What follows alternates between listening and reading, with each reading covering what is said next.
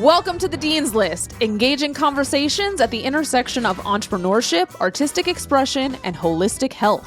Experience wellness in full color, where fashion, beauty, and art blend with body, mind, and soul. Embark on a journey that dresses your aspirations in style, paints your life with beauty, and sculpts your well-being in every dimension.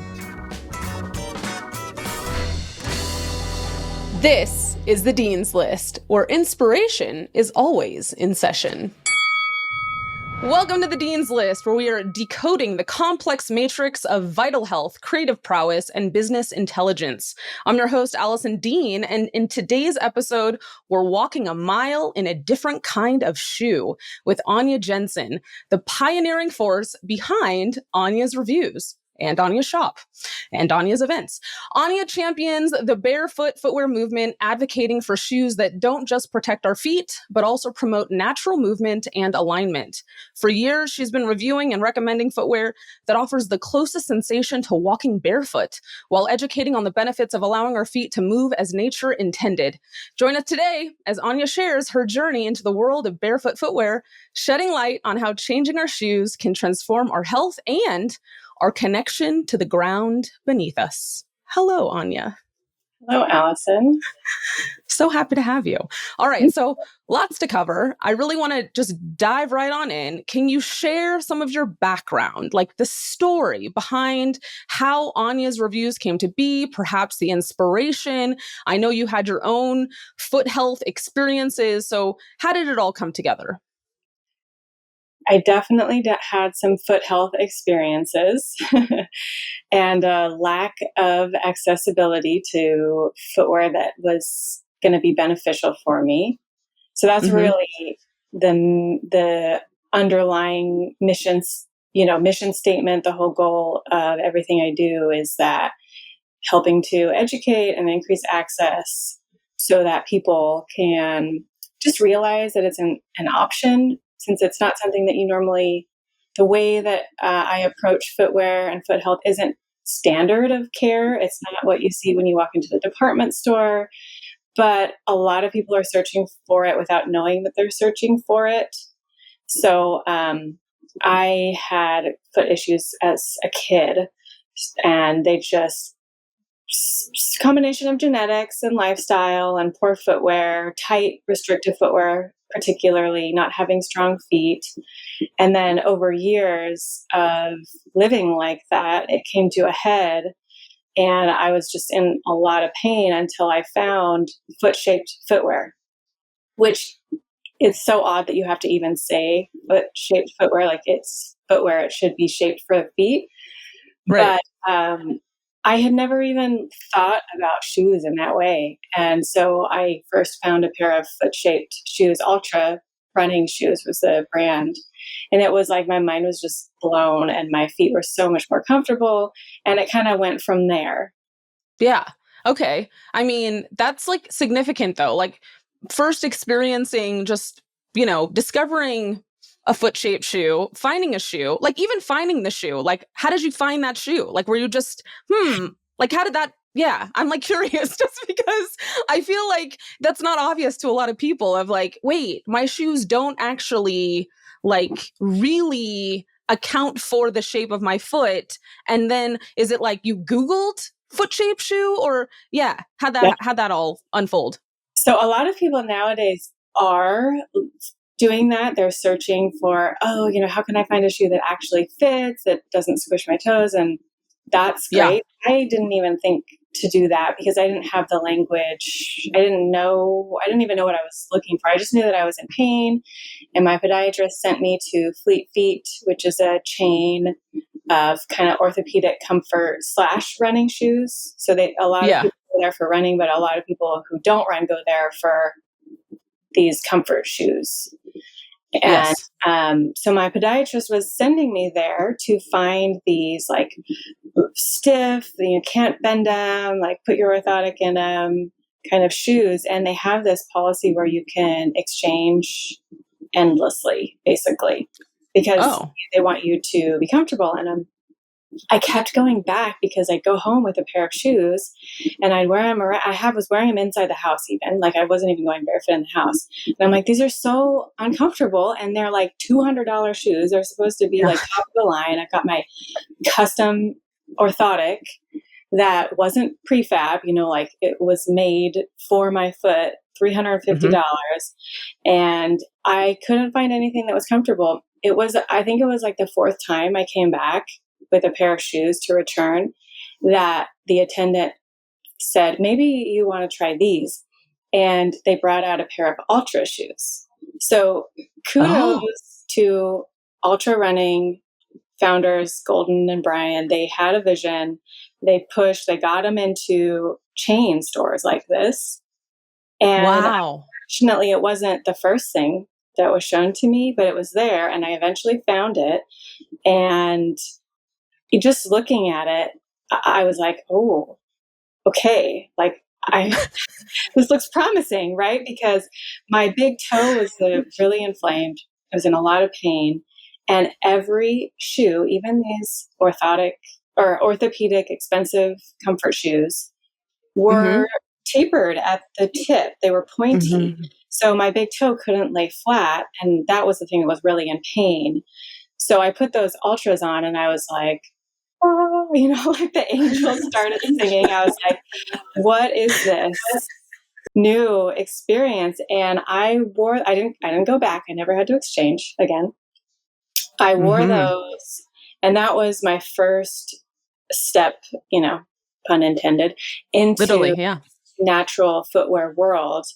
And I went from there to learning more about foot strengthening and the importance of the nerves in your feet and exposing them to texture. And so trying to be barefoot more and working on needing less support. But that comfort of the naturally shaped shoe was the first aha moment that I had. And then once you start thinking natural, okay, like this is the way feet are shaped. Let's have a shoe that mirrors it. What about the way feet are supposed to move and the way they're supposed to function, and finding shoes that complement that, and building a foot that's capable of doing what it's supposed to, because you can't really build a foot like that if it's 100% of the time housed in the super restrictive type shoe. So it really informed how I started to approach my feet. And I also had a good friend who exposed me to Katie Bowman, who is a really smart lady. She's a biomechanist. She has all these books about foot health and other whole body things.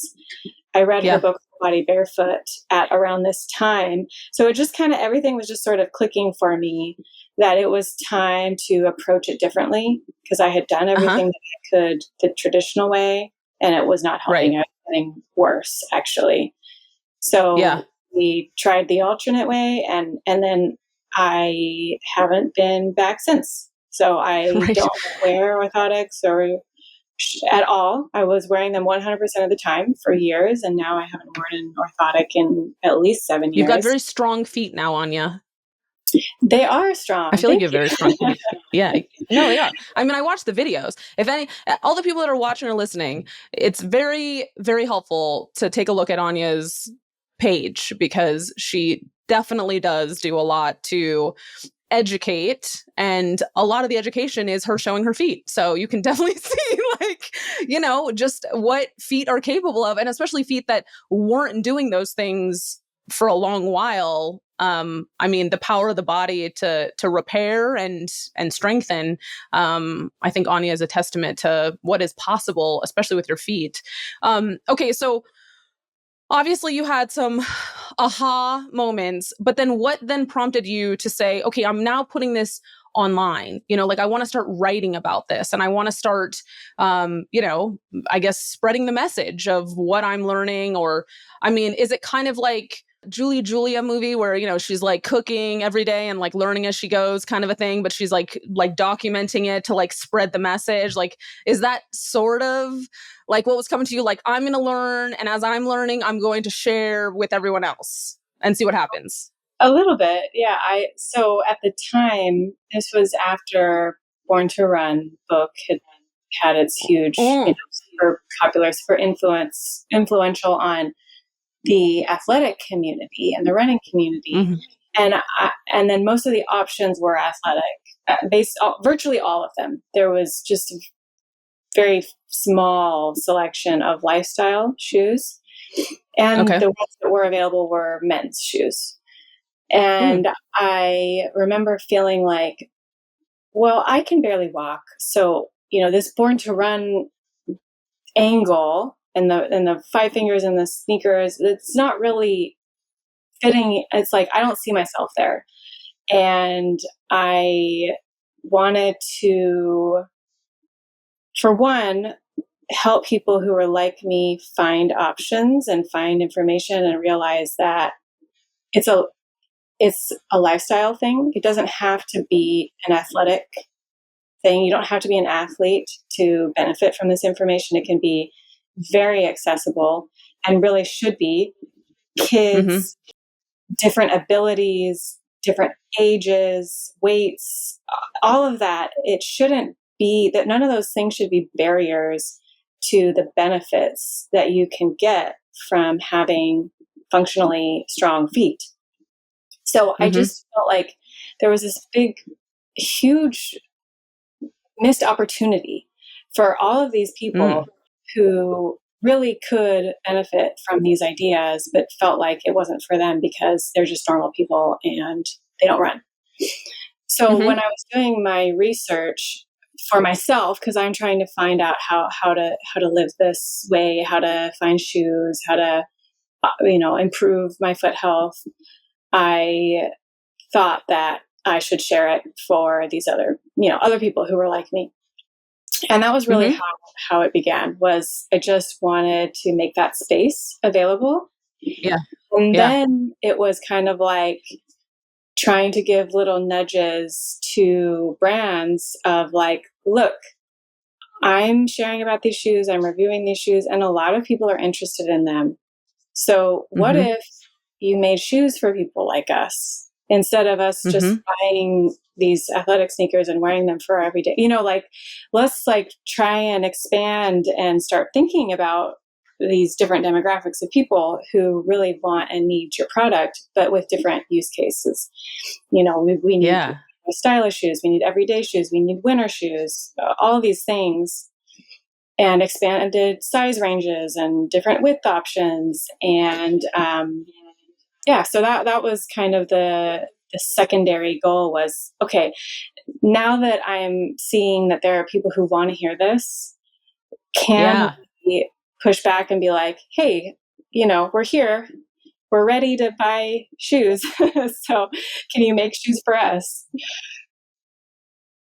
It's amazing. I mean, it really is amazing. Okay, so you're doing Anya's reviews, and was it those conversations with various brands that really prompted Anya's shop to be born and like the Barefoot Shoe Finder? Like, what was that, I guess, progression for you? How quickly, I guess if we're talking timelines, when Anya's reviews was born to Anya's shop and then Barefoot Shoe Finder, and then I guess also now you're also doing events, which I'm like so sad that all the events are not near me. I mean, one day I think I'll fly out for an event. Like you heard it here on the Dean's List, right? Got to make an appearance and just try on all the shoes. But definitely curious about the timeline, and then like any challenges that you recall, or like as things were expanding in the business. And I guess once you actually really even realize, you're like, wow, this is a business. Like I can actually make this into a business for myself. I think that's a fascinating story to speak on. Yeah, so I was doing blogging for about 2 years before we opened the retail store. And during that time, it was becoming more of a business. I would say by about 2 years in, is that when it was 2 or 3 years in where I stopped doing my other job. I had a part-time, I owned a audiovisual rental business that we just rented out projectors and screens, and I didn't have any passion about that. So I was like spending as little time doing that and spending all my time doing this other blogging and stuff like that, and realizing that I needed to make some life changes and just make one my business. So I was doing the affiliate marketing with the blogging. And in those 2 years, so many of the brands that really appealed to me and to my audience in the lifestyle sector were overseas.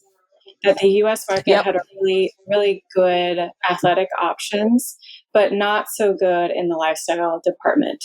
So I was always referring people to these brands that were overseas. And then it was just repeat, like so many times, I was just always hearing, well, I don't want to order overseas because then I have to worry, what if they don't fit and it costs, I don't know how to return them, and feeling just not comfortable with it at all.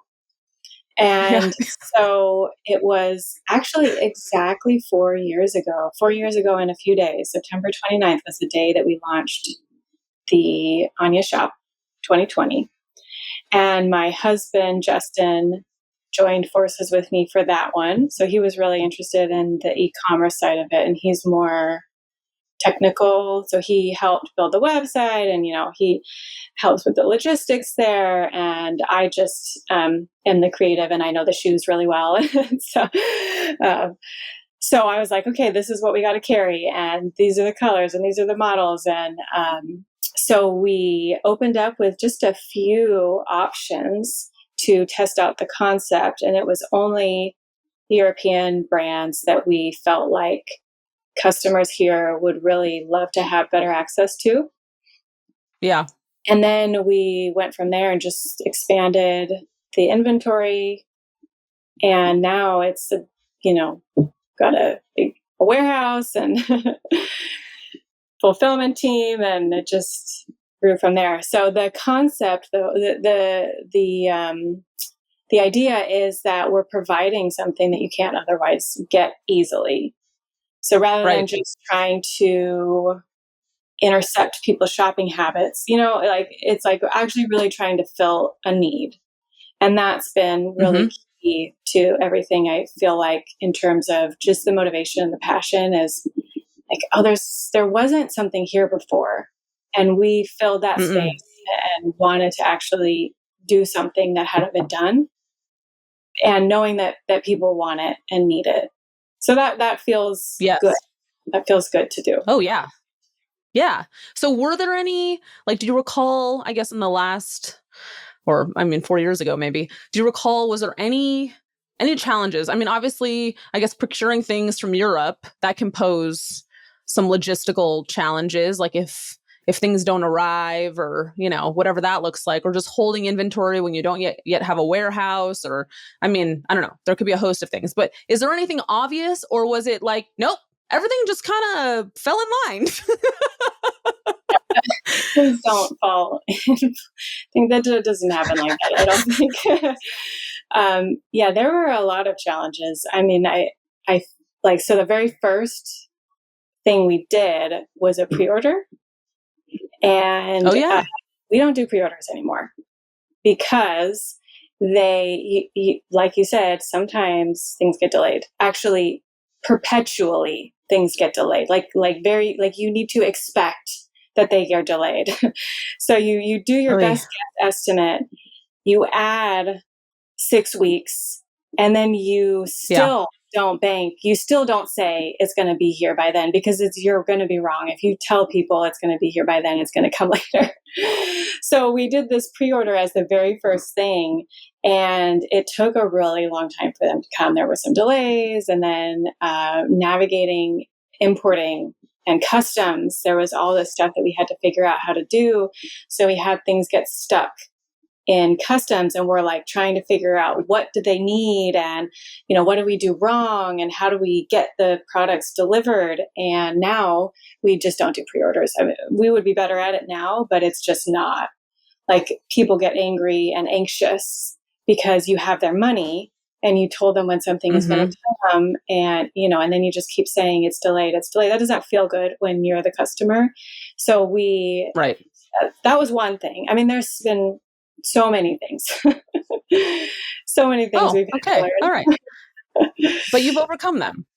I feel like I will say, as a customer, I agree with all of the things in terms of the approach that you took with creating the website, because when I found you, it was like a refreshing uh like it was like maybe it was an aha for me too, like angel singing, because I was like, wow, there's like a place where it's all kind of there for me, and like lots of measurements where I can just like confidently guess what my size is, but also if I have to return something, it's not going to be a ginormous nightmare. And I feel like, I applaud you in that respect too, because I know you do have a smaller team, all things considered.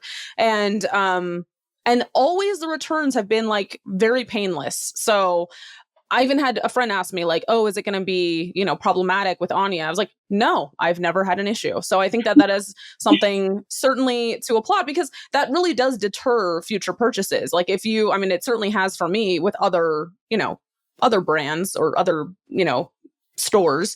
If I have a negative return experience, Mhm. I probably won't, they're not going to be my first choice to purchase again, basically, right? It's going to be like, no, yuck. But no, I'm like always delighted. Yeah, sure. Let me order. Now I kind of have a sense of what my size is, though, because now I like know the brands because of you. I know the brands that, I'm like, oh, I'm a this size in the Balenka shoes, or I'm a this size in the Vivo shoes. So it's like I have a better idea of what I should order anyway. So thank you for that.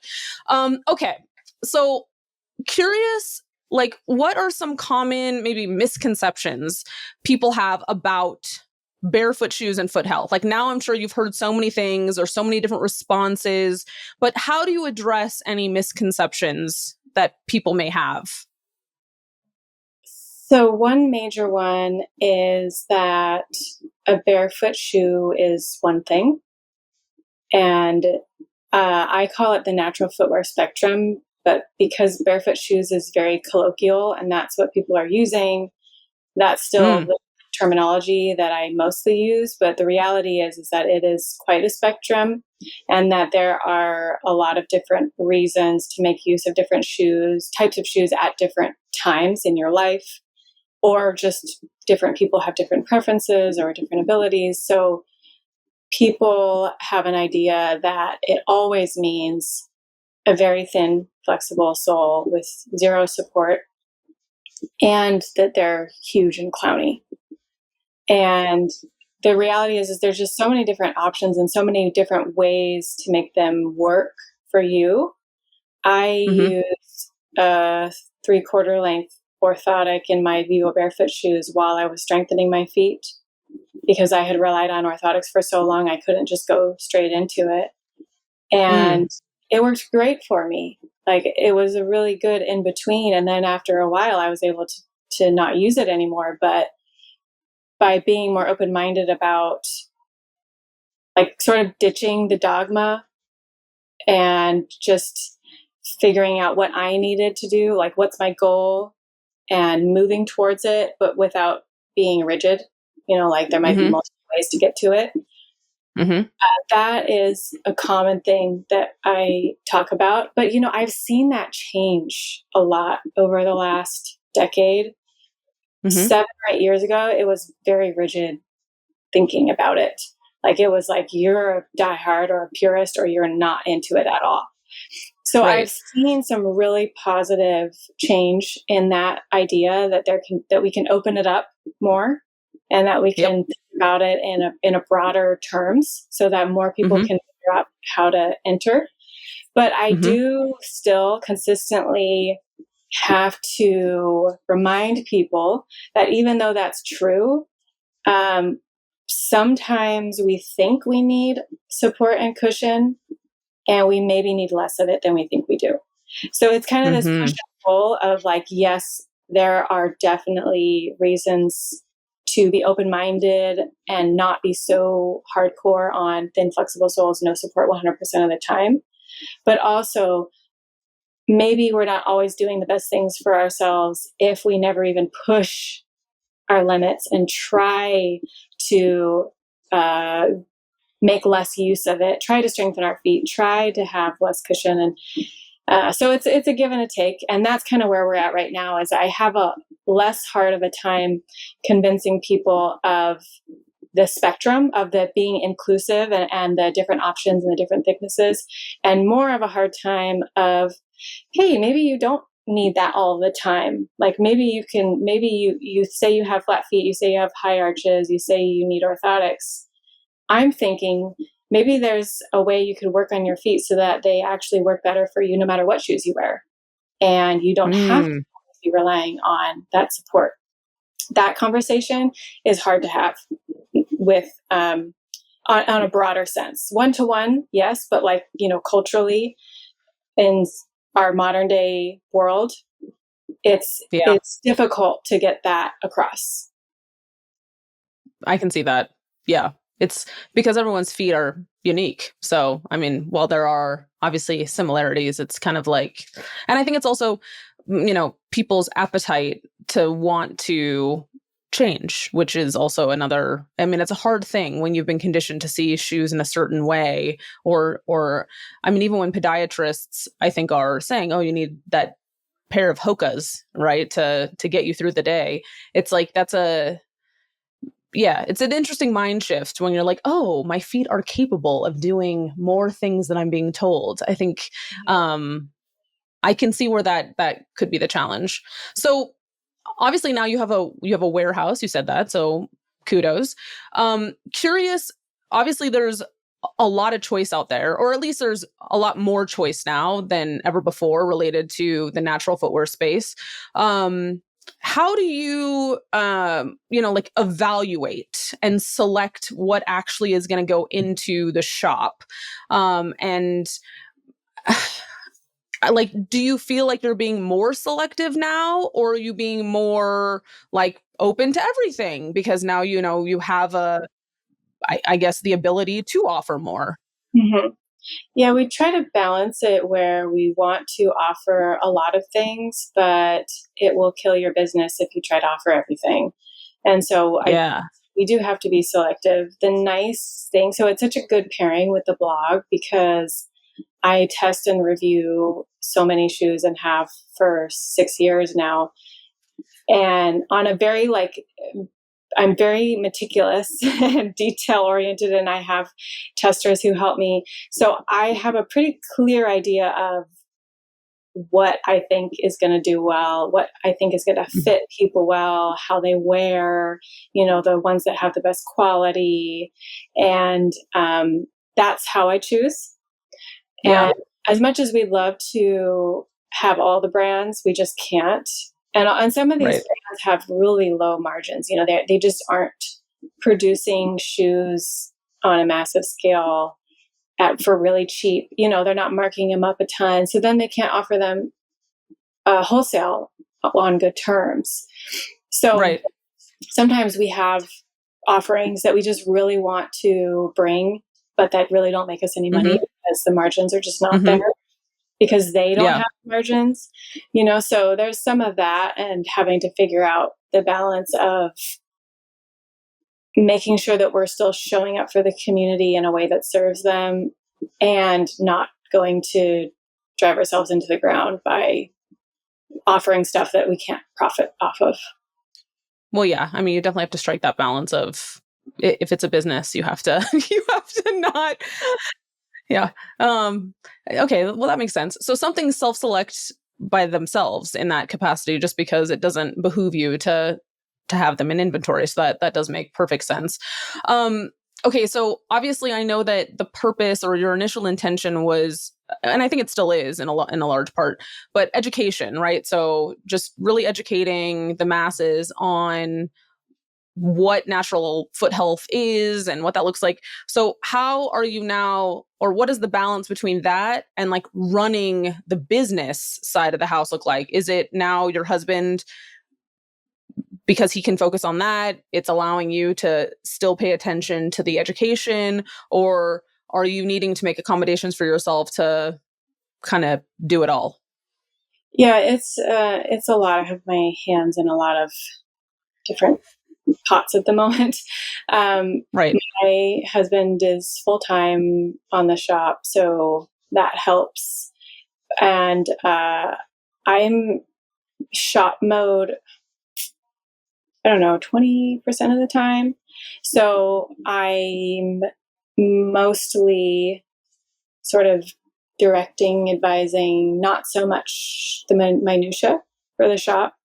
And the rest of that time is expo planning, blogging, email list, collaborations, outreach. So there's a lot of like behind the scenes talking with other entities and other professionals and meeting with them sometimes. So the Healthy Feet Alliance is an organization, kind of a collective.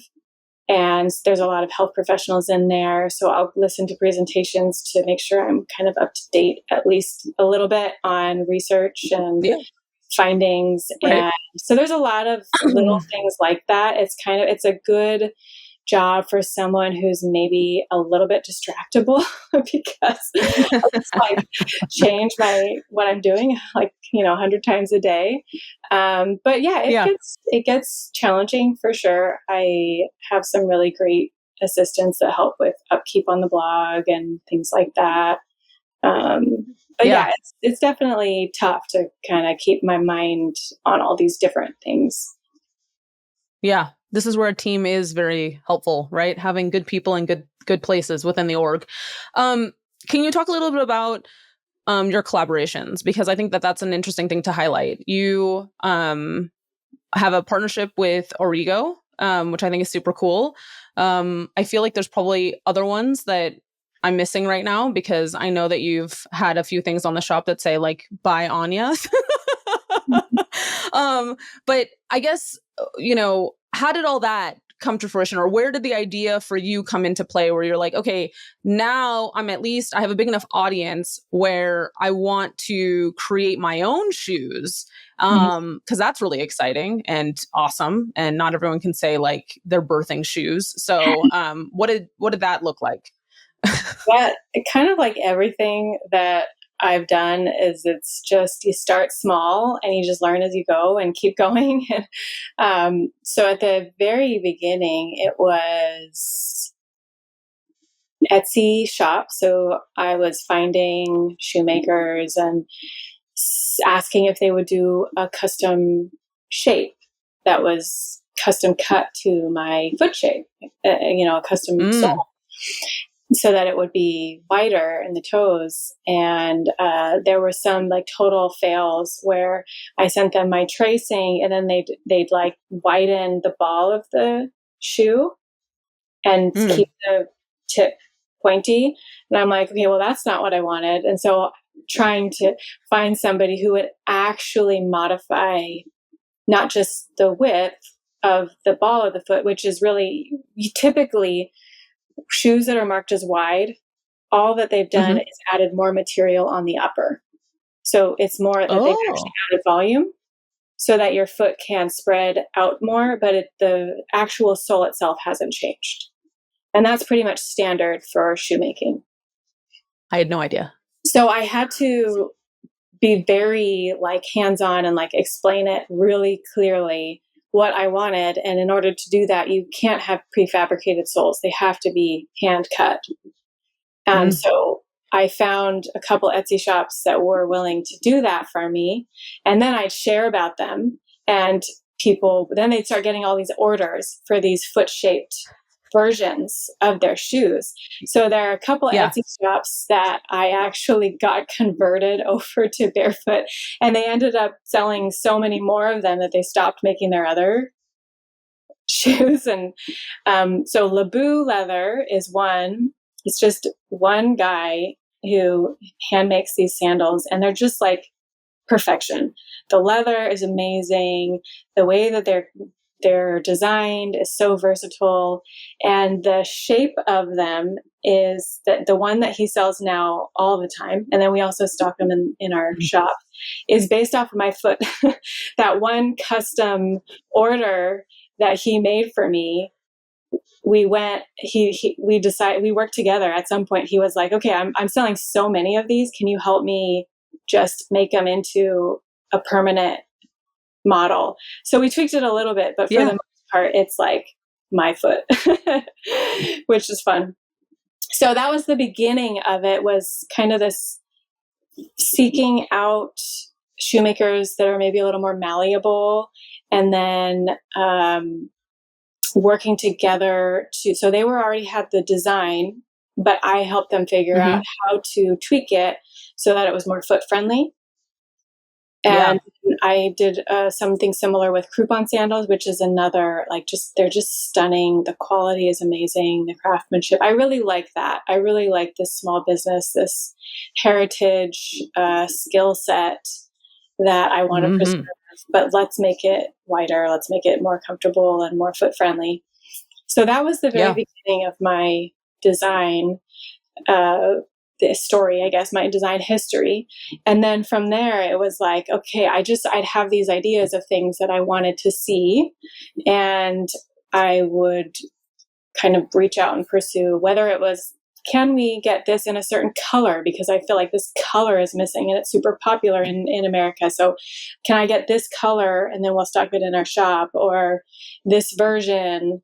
And with Origo, there were no huaraches in an anatomical shape that I could find. And I was contacting all these people, trying to see if anyone would work with me, and nobody would. So I reached out to Origo because I knew they produced in Mexico and they lived in Mexico for a long time. They're Colombian. And they were like, hey, we have been thinking about doing the same thing. Let's join forces. So we connected and did that one together. So it's been just, a step-by-step journey of all fueled by what I really wanted to see, like what I wanted to wear, like the holes in the options. I'm getting dressed and thinking, oh, I want this. I want to wear this, but nobody has it. And so let's go out and figure out how we're going to make it. That's a great position to be in, when you can be like, yeah, now I'm in the business of, I can actually figure it out. Like, I think that's a power play. I love that. Okay, this is kind of like I think this is a meatier question because, well, it is. If you could redesign like our notion of the traditional shoe industry and the shoe industry's approach to foot health or foot wellness, if you could redesign it from the ground up, what fundamental changes do you think you would implement and why? Babies shouldn't wear shoes or socks. And once they start wearing shoes, baby booties are pretty foot friendly. But once they go to school, kids start wearing really supportive shoes. So let's stop doing that, because most of these kids don't have any foot problems or any foot discomfort. And let's save the supportive shoes for specific needs, like actually identified need, rather than have it be the blanket. Your kid's starting to go to school, they need a rigid heel counter, they need arch support, they need, So that would be the first thing, is the way that we deal with children's feet, I think, is completely messed up, and it's causing some problems. So I think if we just dialed that back, that would be the very first thing that I would change, is we need to keep feet free for as long as possible, unless there is a identified medical need for support or stability or AFOs or whatever it may be. Then once we get to adult shoes, it would be this spectrum. It would be, there are these supportive, more rigid footwear for these reasons. You have hallux rigidus, you have had foot surgery, you've broken your foot, here are the options and here's what it's good for. Here's kind of your middle everyday, or you're on your feet 100% of the time, or you're running a marathon, and then the more minimal for putting around town or going on nature walks, and having the options all be there, and a better understanding of what they're good for and when, instead of just this blanket, this is a good shoe, this is a bad shoe. It's just not very helpful. And then on top of all of this is the foot shape. The standard for footwear should be foot shaped. And let's say I don't think that dressy shoes with a pointy toe are going to go away. And I don't think that we even have to make them go away, as long as we understand that this is not the best thing for our feet. It's like, this is ice cream. This is dessert. You know, this isn't every day, 100% of the time, all shoes. It's that, like, I'm leading a meeting and I need, this makes me feel like I can do it. Okay, if that's you, fine. Those options are probably never going to go away for those types of situations. Or I'm in the courtroom, or whatever it may be, and you feel sexy in them, you feel powerful in them, whatever. But the standard for kind of your everyday good shoe should be foot shaped. I mean, that should be a given, I think. Yes, I think you have definitely helped me with that. I mean, I definitely have my cheat days where I'm wearing something that you would not recommend.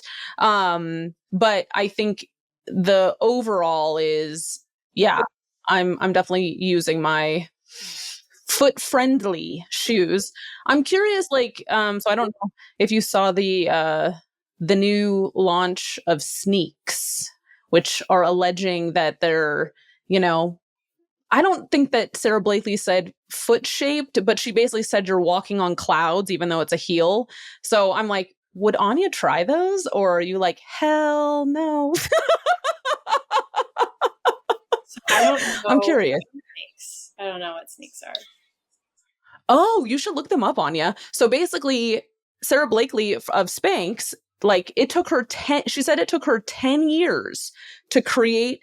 It's a high heel, like, sneaker shoe. So kind of similar to, I want to say, I don't know, like maybe Nike did this at some point, or Adidas, like, but it's allegedly, like, if you look at the shoe, she is saying that she worked with shoemakers so that it feels like you're walking on clouds and you're not actually, like, your whole foot is supported, but it's a heel. So I definitely, okay, you have to check them out now, and like maybe you'll indulge me and tell me what you think. But okay, all right, well then you don't know because you haven't seen them yet. Okay, so homework. Now I'm giving you homework. That's funny. Okay, I asked this of everyone on the show because this is, where business and wellness intersect. What does wellness mean to you, Anya? Wellness means to me being able to do the things that you want to do with your life. And just honestly, I would call it a peace. So it's not about being perfect. It's not about being better than everybody else. It's not about, having all the things, but just being able to go out and live the life that you want. It's beautiful. Because your body is up to the task. Yes. And your feet.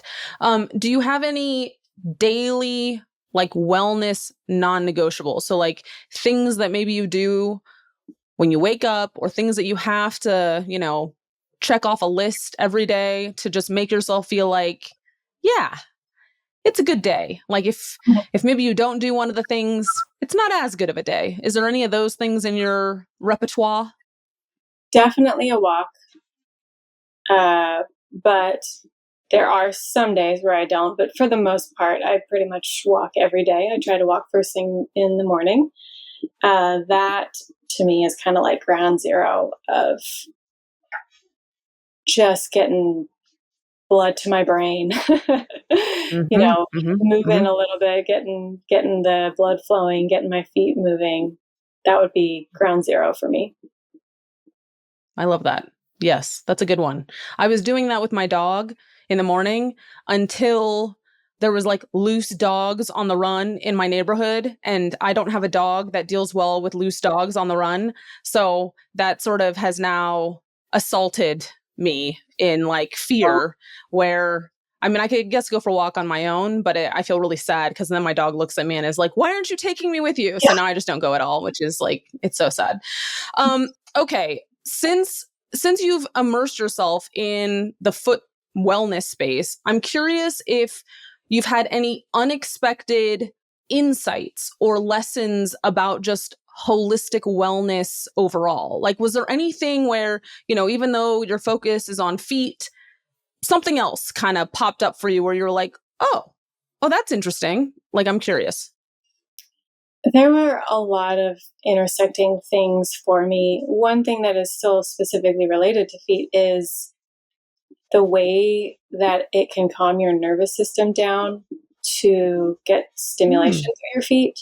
So you can think of texture walking barefoot outdoors as a foot strengthening exercise, but it's also calming to your nervous system. Like, it can help with your anxiety. It can help you pull you into the moment and help you just feel more grounded, both literally and mentally. So that would be one that is kind of more of a whole life wellness benefit that started, I first started thinking about because I was trying to improve my foot health. But at the same time that I was working on my feet, I was thinking about a lot of other things, because it's hard to heal a body that doesn't get enough sleep, that has unmitigated stress, that, is full of a bunch of crappy food, so there were a lot of things where I wanted to heal. And then I just naturally had to start thinking about all these other things. I'm thinking about what I'm putting on my feet. So now I'm thinking about what I'm putting in my body also. So I really changed a lot of things about the way that I ate too. And started getting into breath work, because the way that you breathe and your core affect the way that you stand and your feet. And then also the way your feet are functioning affect up higher. So I just started thinking of things as more of an interconnected, everything is interconnected. And it's really hard to just parse out and say, I'm doing this for this reason. It's all bleeds together. And even things like connection, which is one of the things that I love about my business, is that I get to connect with so many great people. And I love these friendships that I've developed over the years. And so to me, that's extremely valuable, that I feel interconnection, that I feel this like closeness with the people that I'm working with, that there's some positivity there. That also helps me be healthier. So all of it it's all, it's a lifestyle, right? It's all needs to come together to really feel right. When you're doing, or I guess for the audience, is there, like, if someone's walking outside barefoot, could they be walking, is it just you must walk on grass, or is it like concrete is fine, or like, are there any like tips from Anya on when you go outside, it doesn't matter, just walk outside barefoot? Or is it like, this is better than this is the worst, don't walk on this? Like, is there any spectrum that you can recommend? Well, I feel like people have this idea that you should be able to do something. And if you're able to do something, then you can do it forever, in perpetuity, which is just not the way that bodies work. Bodies fatigue.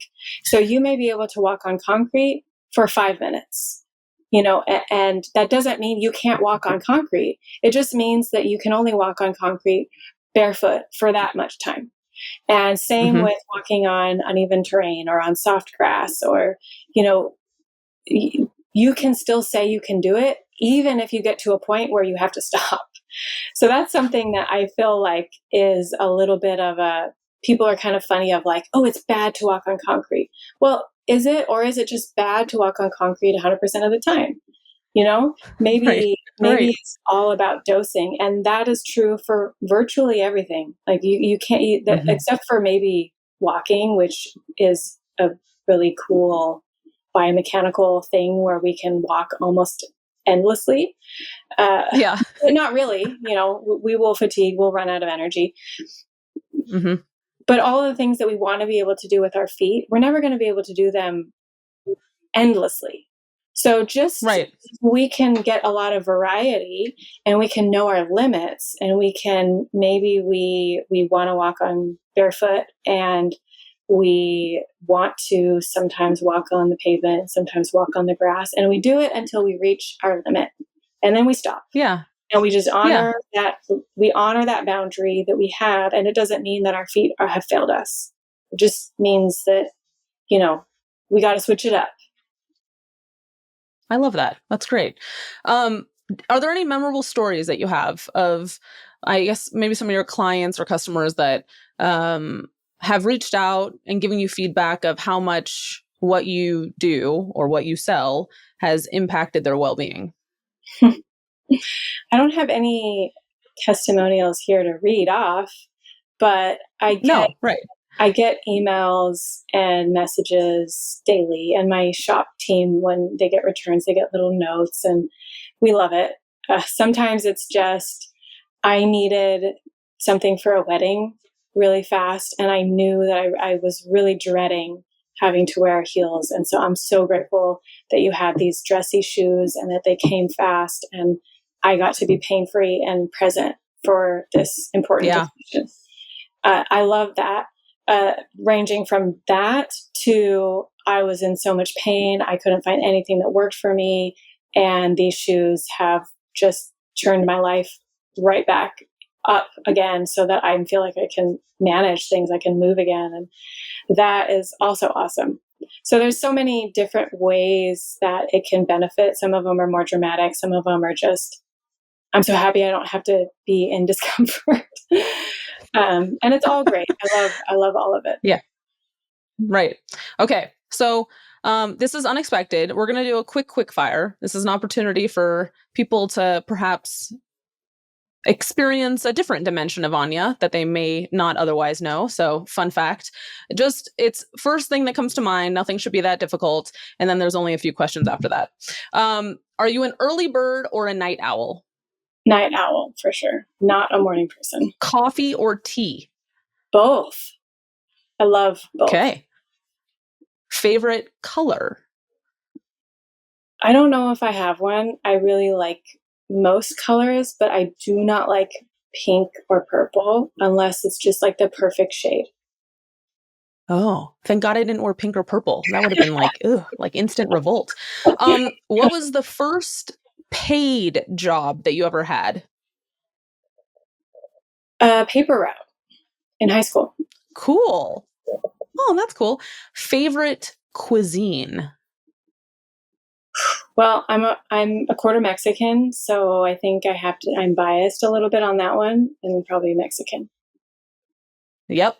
There's definitely, I'd say, dimensions of Mexican food. As someone that was born and bred in Los Angeles, it's not all created equal, right? There's definitely I guess with everything though. Favorite band? My favorite artist is Beyonce. Okay. I love that. That's amazing. Okay, favorite country that you've traveled to?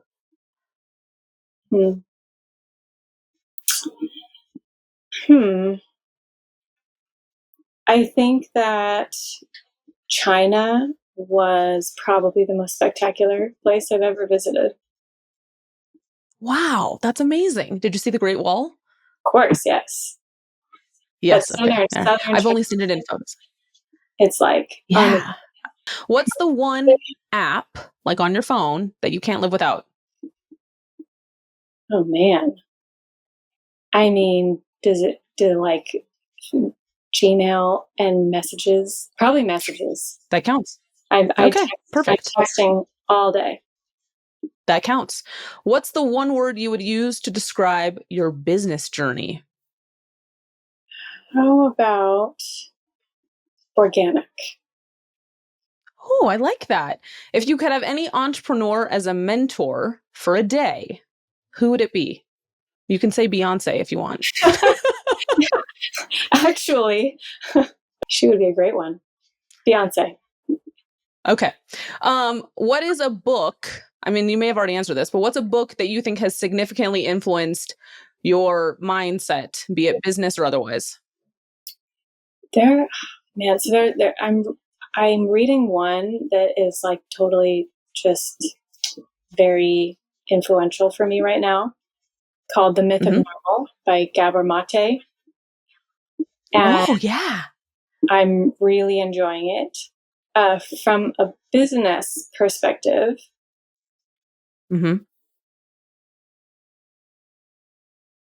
I think it's called Essentialism. Oh, Patrick okay. McKeown, is that right? That Oh, yes, I think you're right. Yeah. Okay, I'll link it. Besides your own, what is another favorite business that you love? So I really like Planet Box. No, that's like not related. So they do like bento boxes and lunch boxes and things. So Yeah, kind of pricey, but we got my kids them for school. Used them yeah. every day. My older son's, it's on his 6th year. Same lunchbox, Oh, like, looks brand new. And so we never have oh. to use any plastic bags. We just take the whole, like, we take it, he takes it to school, we wash it. Anyways, I think it's fabulous, and I think it's like the best product. So there you go. Okay, that's a great one. If you could instantly acquire one new skill instantly, what would it be? Being a morning person. Oh, I like that. You and I are similar in this capacity. Okay. If you could time travel to any period in history, which era would you visit? That is tough. But I do think that 20 years ago, Mm-hmm. even though I was alive. Okay. Oh, that's great. So not like in history so far back, but maybe like late 90s, early 2000s. I just feel like it was a better time. Okay. Yes, I think I relate to that too. Okay. And if you weren't doing this, what else would you be doing? Going on a walk, Mm-hmm. eating snacks, reading a Mm-hmm. book. Oh no, but I mean like if you weren't doing Anya's reviews and Anya's shop and Anya stuff. If I was not doing this, these reviews, what would I be doing? You know, honestly, I have no clue, because Okay. nothing ever felt right. Like, I was an elementary school teacher for a while. I was a math tutor after that. We had our home business. This is just like honestly the perfect blend of my skills. I can't really imagine anything else being better. I love that so much. All right. Well, that was the quick fire. You survived, so well done. And a few questions left. So, curious where you see the natural footwear, barefoot shoe market evolving in the coming years. Like, are there trends, developments, anything that you're particularly excited about or concerned with? Uh, I think that, I mean, this is very specific, but removable insoles in barefoot shoes, I think almost every shoe should have a removable insole that comes with it. Um, Mm, we're starting to see more and more of that, and I think that the ones that aren't doing it are going to start soon. So that's mm, something. It just seems like a small thing, but it really makes a big difference in the fit, the versatility of the fit. So one shoe yeah. fits multiple foot types, and also answering the need for maybe more cushion at certain times. Mm-hmm. So that is an exciting thing for me. I'm seeing more and more lifestyle options, more and more Yes. style. So yeah, that's where I see it continuing to be, uh, filling in those holes that are still left. I think we're finally getting more work boots. We're finally getting soccer cleats that are wide toe box. We're going to start getting things like ski boots and dance shoe. Well, even dance shoes, there's a brand that popped up recently. So seeing all of these little more niche options that we haven't had anything for, muck boots, farm boots, stuff like that. All of those are going to start getting filled in over in the next 5 years. So I'm really excited about that, because these are people who, it might be their career and they need to wear these shoes for 8 hours a day. It might be their favorite hobby that they love to do, but it hurts their feet. So I'm really excited to see more of these specialty options coming to market for these people who have a very specific need. Yes. I love that. Okay. This is just one thing that popped in my head right now. What do you think about the wooden clogs? I mean, they tend to have a wider shape to them, a more anatomical shape to them, but really not foot friendly. Right, okay, yeah, right. Because you're not. Yeah, you can't push off on them. Okay, that's what I thought you were gonna say. Are there any future plans for Anya's reviews, the shop? I mean, outside of just maybe more cool new styles in the next 5 years, but any collaborations, where is your mind going with just your own business, and what could unfold in the next 5 years for that? Definitely continuing on with the same things, just expanding them. I really love the shoe design aspect, so I'm planning on doing more of that. Also planning on getting more staff writers so that there's more perspectives and foot types and, things like that showing up in articles. Yeah. And then, of course, the expo, which we are kind of expanding and formalizing and figuring out how to include education along with it, and really just answer all of the needs that people have. So that's the main thing. Is it's always been, what are the most common questions? What are the biggest needs? What are the things that people are looking for, and how can we solve it for them? We're just going to keep doing that. I love it. Yeah, I feel like the expo is definitely an interesting just concept. And I mean, I really do think that there's probably a world of possibility with how that can expand, only because there's no one else that's, I think, doing what you're doing in that space. So yes, that's a good one. That's a good one. All right. And then the last question, what advice would you give to perhaps a new entrepreneur that maybe wants to get into, the natural footwear space? Mm-hmm.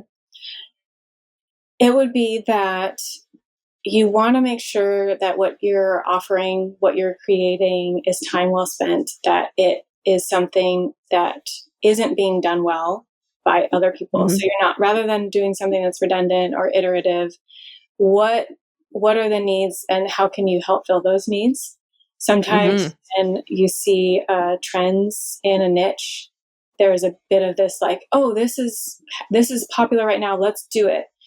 But if it's already being done a lot of times and by a lot of people really well, or then it's it's not really a good business idea. So having this value proposition really dialed in, because there's still a lot of it. There's still a lot of things and there's a lot of space, but just making sure that you're really clear on, what do I provide? How do I solve things for people? How do I add value, instead of just trying to hop in to a happening place? Yeah. That's good. That's good. Okay. Is there anything that I didn't ask you that you were hoping I was going to ask you? Or is there anything else that you wanted to ensure we discussed? I don't think so. Pretty much covered everything. Cool. All right. Well, then can you share all the ways people can find you? Because we'll note it. Yes. So the blog, where I cover all of the shoe options and categories and health-related stuff, foot health-related stuff, is anyasreviews.com. The retail store is anyas-shop.com. And then I have a weekly email newsletter that I send out that kind of covers like current sales, new releases, foot health tips, like just keeping you up to date on all this stuff. So if it's too much overwhelm to read all the articles on the blog, you can get like more bite-sized stuff delivered to you weekly. So that's anyasreviews.com/subscribe. And then I'm also on social media. So Instagram, Facebook, and it's always Anya's Reviews handle for those. Yes. The most recent newsletter, there was a Kickstarter campaign that Anya highlighted for some fun boots. So yeah, the newsletter is definitely a fun way to capture good info in a bite-sized portion. So yes, join the newsletter. Anya, thank you so much for being on the Dean's List. You're definitely on my perpetual Dean's List. I appreciate you. I am happy to have found you, and I will continue to be happy to buy all of your shoes. Well, thank you, Alison. It's a great time. And thank you all for tuning into this episode of the Dean's List. Be sure to subscribe on your favorite platform to stay updated, and follow us on Instagram at official_Dean's List and YouTube at It's Official Dean's List. I'm your host, Alison Dean. Until next time.